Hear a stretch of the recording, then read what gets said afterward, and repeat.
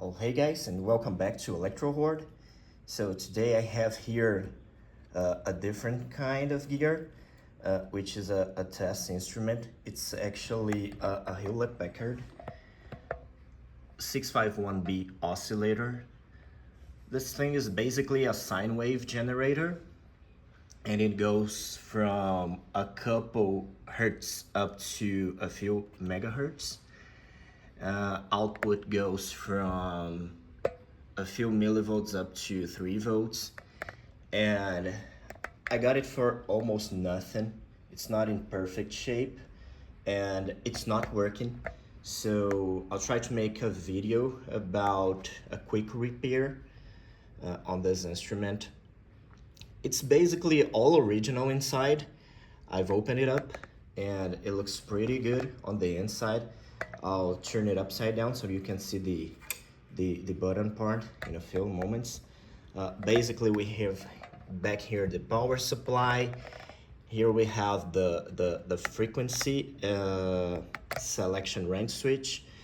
This is the tuning capacitor, and this is the output attenuator switch. And I believe this is where we have an issue. I think all the contacts inside here are very dirty. And I did try to find a video online about how to disassemble this output attenuator switch, but I couldn't find anything, so we'll just have to figure out, and that's why I decided to make this video. So let me just put the camera aside. I'll flip the unit upside down so we can see the button part, and then I'll show you guys what's the issue I'm having with it. Okay, so I flipped the unit upside down. Here we can see the inside of it. It looks, well, to me at least, it looks gorgeous. I just love this gold traces HP used back then. And here we can see the circuit boards. We can see the tuning capacitor. And I've already turned the unit on, and it mostly works. I mean, the meter here works, the coarse and fine adjustment knobs work just fine. I can tune it to a frequency, but I basically get either no output or the incorrect output voltage. And I believe the problem is here, like I said, on this output attenuator switch. We have a lot of very old capacitors here, and I've been inside one of these instruments before. I don't have that on video, but on that instrument I had an issue with this capacitor. This is a 2000 microfarad capacitor by 1 volt. Yeah, 1 volt. It's a 1 volt maximum voltage rated electrolytic, and this one tends to fail a lot more than the other capacitors here. I haven't checked this one yet because it makes no sense to try to to start replacing capacitors at random now, since I already found a problem with this switch. So I think the best thing to do is to clean this switch, and to get that done we'll have to take a couple of these boards maybe out of the instrument. But first, let me just flip it again, turn it on, and show you guys what's the problem that I can see so far. Okay, so here's the issue I'm having. I have a Fluke multimeter connected here, and BNC goes right to the output of the HP oscillator. You can see that we do get a reading on the meter. The meter seems to be working fine. And the issue here, I also have a 50 ohms termination here, so we can get an approximate correct reading from the meter and the Fluke. And the issue we have here is that as you can see, I get different readings depending on the position of the switch, because it looks to be very dirty. So you see now I got 1.8 volts. Before it was more like 1.7, back to 1.7, and it keeps jumping around, and it's hard to get if I just wiggle it a little bit, I can sometimes get it to a much steadier reading like now.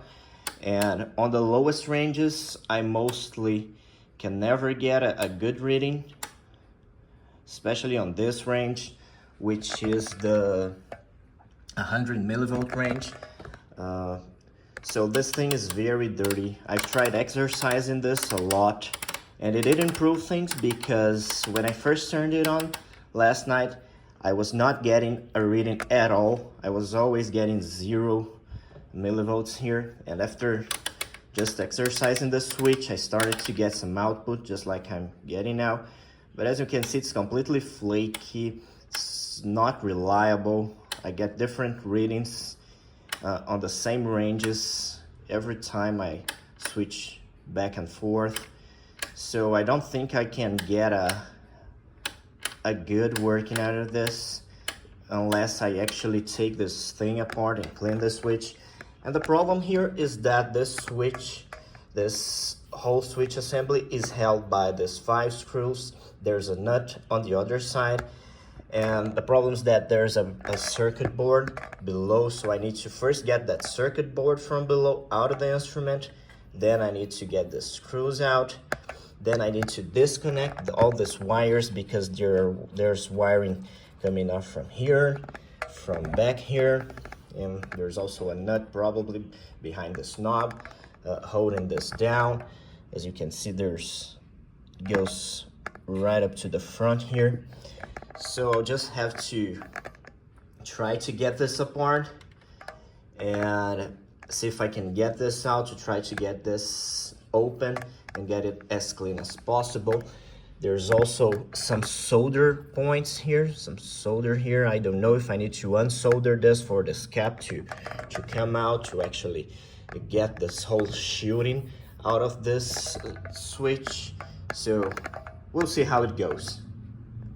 Okay, so first things first, I removed these 4 screws from this board, and this allows me to access behind here the 5 screws that hold all that output attenuator switch from here. So now next step is to remove these screws, and these are the wires going to the front BNC jacks, and they go into that switch. So I suppose I'll have to just disconnect this and also remove these nuts and completely remove this jacks to try to get the whole attenuator assembly out of the unit.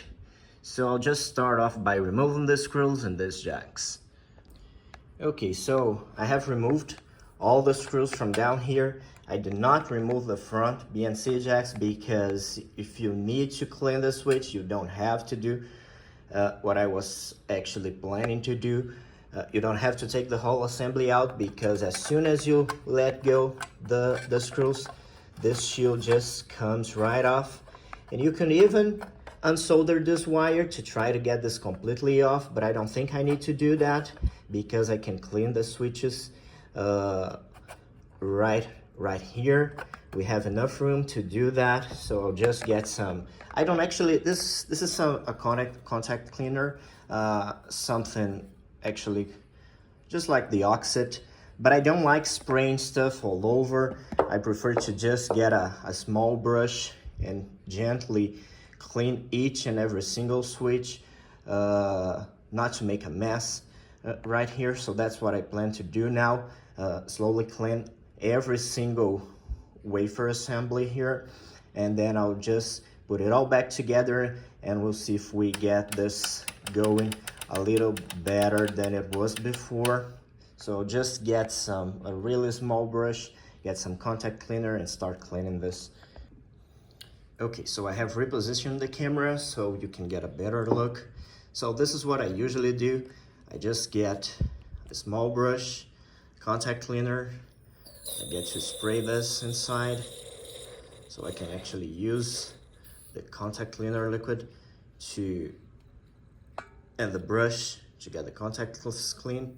So let's do it some more.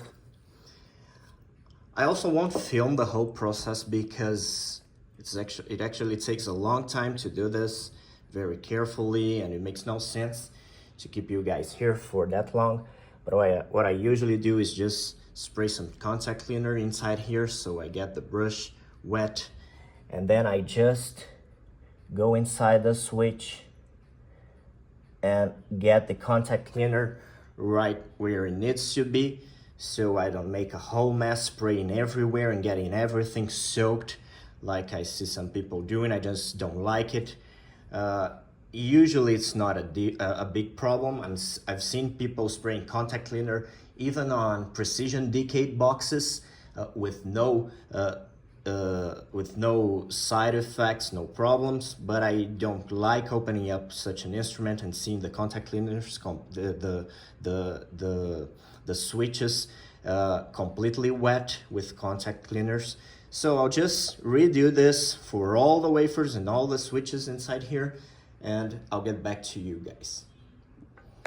Okay, so I'm back. Every contact has been cleaned on every single side on each of these wafers. And now I just need to get this thing back together, put the shield back on, put all the screws back here, and then we'll test it again and see if we get steadier readings. And I also plan on cleaning this switch. Maybe I'll even do it right now, so at least I know the switches are working fine, so we can test the instrument. I think that's the only problem with this instrument. I think everything else is working just fine. The problem is just with the switches, but we'll see in a few. Okay, so we're back. All these contacts have been cleaned. All these contacts have also been cleaned. Now I just need to put this thing back. I was very, very careful not to use too much contact cleaner here and not to let it sink into this very small value adjustable capacitors. So as you can see, nothing is drenched in contact cleaner. Everything looks nice, clean. I only used the necessary amount of contact cleaner where it had to go. So now I'm just gonna put this back together, put the screws back in, turn it on, wait for a few minutes for it to warm up, and then we'll try to get readings again and see if it's steadier and if it's working better now. Okay guys, so everything's back in place. The PCB underside is back. The shield here is also screwed down again, and everything's working fine. So the only issue with this 651B were the switches inside here. So I decided to make this video because I couldn't find a single video about anyone taking apart this instrument and cleaning the switches. So I thought it would actually be even harder because I thought this thing was actually soldered at the back here, so I had to take everything apart. But in the end, you don't have to. All you have to do is take the underside PCB so you can take off the screws, then you can flip this shield and clean the switches inside, okay? So everything's working fine. As you can see, output is exactly 2 volts, and if we look here on the meter, it's right on 2 volts, right on the spot. I have the termination here, a 50 ohms termination, so I can get a proper reading on the multimeter. I tested all ranges, they're all working fine. Every range output is correct. Even the lower ranges are working fine. They oscillate just fine, so everything's working the way it should. So now all I have to do is just clean it up a bit and we're finished with this. So that's all I have for you today, guys. Thank you very much for watching. If you like the video, please subscribe, leave your comments down below, and thank you very much and see you next time. Bye bye.